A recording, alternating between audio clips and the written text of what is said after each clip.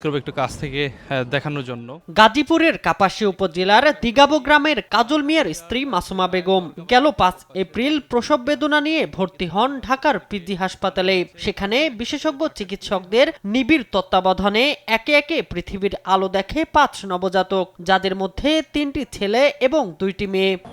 বাচ্চা তো ডেলিভারি হয়েছে বাংলাদেশ মেডিকেল ইউনিভার্সিটি মানে পিজি হসপিটালে। তো ওইখানে 5 ডেজ অ্যাডমিটেড পেশেন্ট ছিল।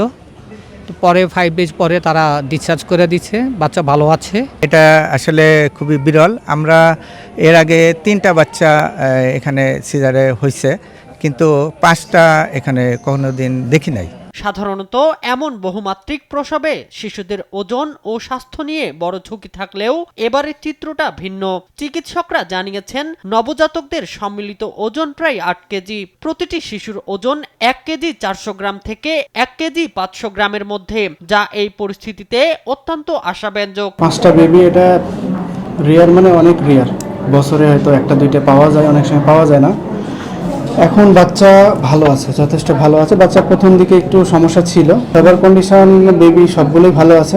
একমাত্র আইএফএল ক্লাস পাইপ নিশ্চিত করে প্রতি ইঞ্চিতে সঠিক থিকনেস ও সঠিক মাপ। পাইপের বস, না কিনলে লস। Average wait 1.4 1.5 KG.